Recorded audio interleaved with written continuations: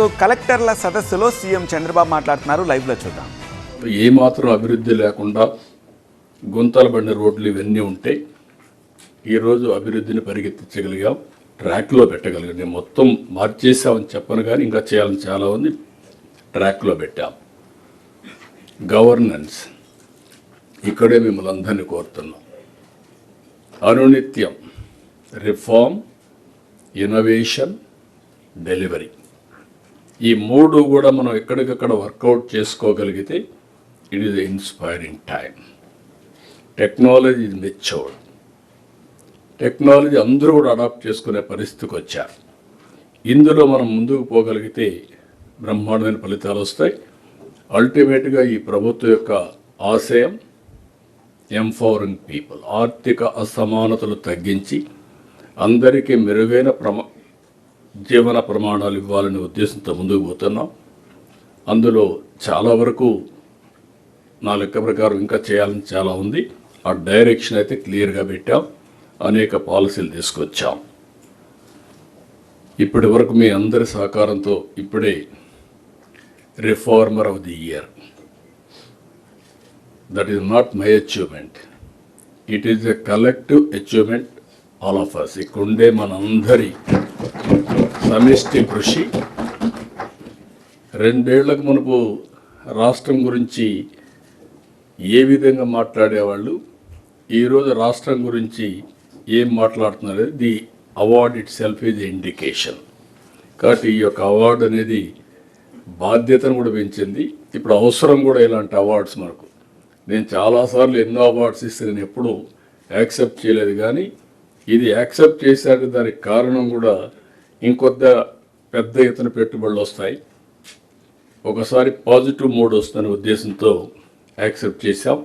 మరొకసారి దీనికి సమిష్టి కృషి చేసిన ఇటు క్యాబినెట్, ఇటు secretaries, not only secretaries, last మైల్లో పనిచేసిన చివరి వరకు ఒక గ్రామ స్థాయిలో పనిచేసిన అధికారి వరకు అభినందిస్తున్నా. ఇది మీ అందరికి అంకితం చేస్తూ ఇంకా బాధ్యత మళ్ళా ఒకసారి మీకు గుర్తు చేస్తున్నాను.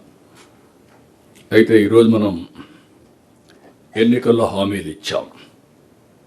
హామీలు నెరవేరుస్తూ ప్రజలు మెచ్చుకునేట్టుగా ఫలితాలు వచ్చే విధంగా పరిపాలనకు శ్రీకారం చుట్టాం.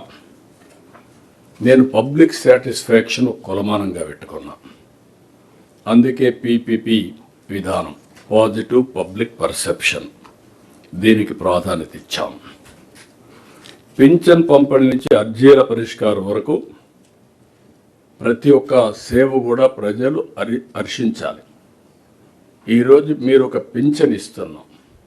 పింఛన్ ఇచ్చినప్పుడు మనం డబ్బులు ఇవ్వడం ఎంత ముఖ్యమో, లాస్ట్ మైల్లో డెలివరీ చేసే అధికారి ప్రవర్తన కూడా అంతకంటే ఎక్కువ ముఖ్యం. అప్పుడే ఆ సాటిస్ఫాక్షన్ ఉంటుంది. దానికి మనం ప్రాధాన్యత ఇవ్వాల్సిన అవసరం ఉంది. ప్రస్తుతం పలు శాఖల్లో ఆల్ డెలివరీ మీరందరూ గుర్తుపెట్టుకోవాల్సిన అవసరం ఉంది. మనందరం కూడా, మీకు అందరికి ఐడియా ఉంది, రీఎన్ఫోర్స్ చేస్తున్నా.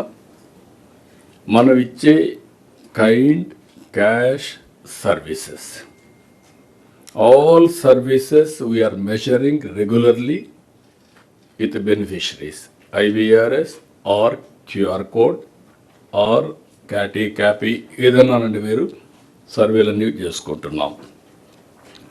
ఇప్పటికీ 74-75%కి రీచ్ అయ్యాం. నేను 90+ రీచ్ కావాలి. మీ అందరికీ లాస్ట్ మైల్ డెలివరీ ఎక్కడ లోపం ఉందో, ఒకవేళ సిస్టమ్ డెఫిషియన్సీస్ ఉంటే కరెక్ట్ చేయాలి. వ్యక్తుల యొక్క కెపాసిటీ ప్రాబ్లం ఉంటే you have to build capacity building. అల్టిమేట్గా నేను చూశాను, టెస్ట్ చేశాను డేటా. టెస్ట్ చేస్తే బాగా చేసింది ఎక్కడ అప్రిషియేట్ చేస్తున్నారు. ఎక్కడన్నా కానీ మిస్ఫైర్ అయితే మాత్రం ఇమ్మీడియట్గా ఇది హైలైట్ అవుతుంది. ఈ విషయం కూడా మీరు గుర్తుపెట్టుకోవాల్సిన అవసరం ఉంది. అందుకే నేను 90% సంతృప్తి లక్ష్యం, CS స్థాయి నుంచి గ్రామ స్థాయి వరకు అందరం కూడా సమిష్టిగా పనిచేయాలి.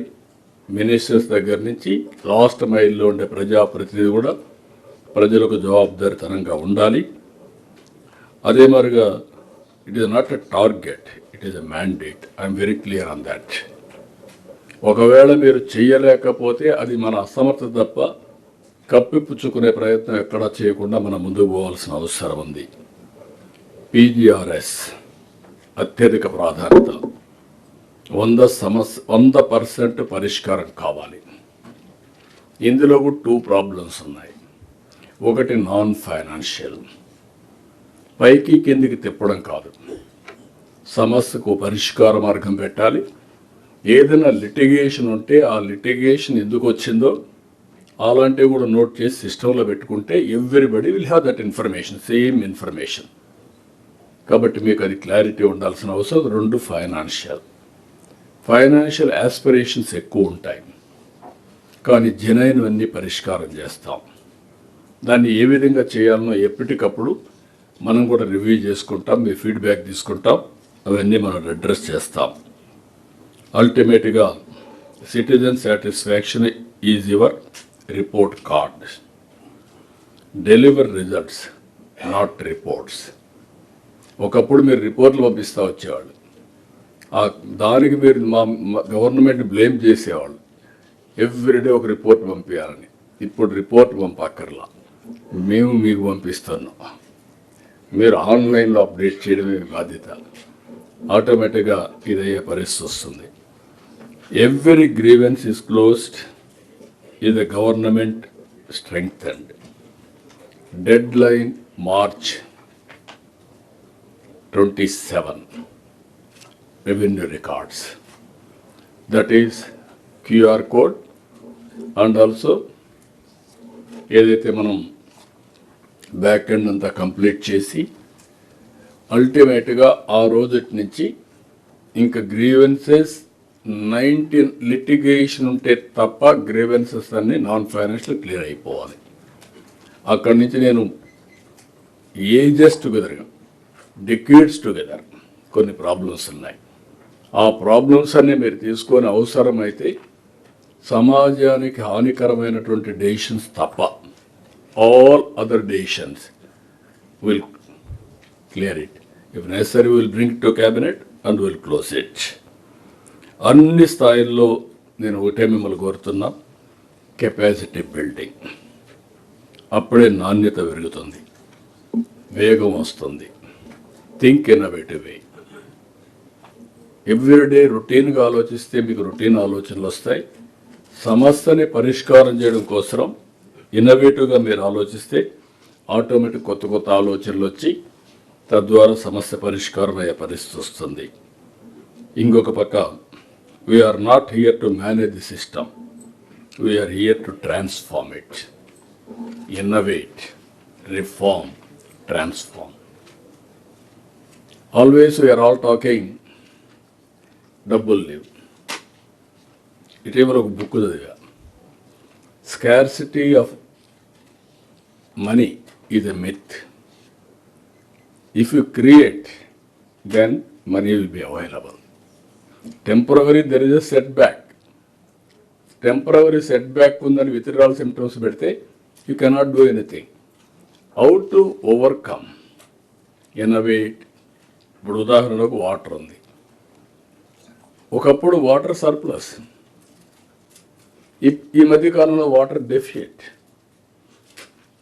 ఎక్కడ చూసినా సమ్మర్ వచ్చిందంటే ఏ పాలిటీషియన్ మీద కుండలు ప్రదర్శిస్తారు, బిందెలు తెచ్చి రోడ్డుకు అడ్డంగా పెట్టి వీళ్ళు దానికి పోవడమే మానేస్తున్నారు. ఇప్పుడు ఆ ప్రాబ్లం లేదు. This where we are in a position to. ఒకప్పుడు నేను చూశాను మదనపల్లి 15 days 10 days వాటర్ ఇచ్చాం. That is not far away. 2014 ఈరోజు అక్కడ నీళ్ళన్నీ ట్రాన్స్ఫార్మ్ అయ్యి ఆ ఎక్స్పెరిమెంట్ కూడా నేను మాట్లాడతాం. అంటే అది మన చేతల్లో ఉంది, అలాంటి మనం చేసాం. నేను మళ్ళీ welfare, development, empowerment, wealth creation ఒక సైకిల్. ఈ సైకిల్ని ప్రాపర్గా ఎవరైతే మాస్టరైజ్ చేస్తారో అక్కడ స్కార్సిటీ ఉండదు. ఈ విషయం కూడా మీరు గుర్తుపెట్టుకోవాల్సిన అవసరం ఉంది. అభివృద్ధి లేకుండా సంపద లేదు, సంపద లేకుండా సంక్షేమం లేదు, సమాజాన్ని ఎంపవర్ చేయలేం. ఈరోజు సో కాల్డ్ డెవలప్డ్ నేషన్స్ అనే ఒకప్పుడు మనలాంటి సమస్యలు ఫేస్ చేశారు. మళ్ళీ చెప్తున్నా మీ అందరికీ, ఒకప్పుడు సెంచురీస్ తీసుకున్నారు అమెరికన్ ఎకానమీ, తర్వాత చైనా, సౌత్ ఏషియన్ టైగర్స్ వీళ్ళంతా డికేడ్స్ తీసుకున్నారు. ఇప్పుడు ఇయర్స్లో మనం చేసే పరిస్థితి వస్తుంది.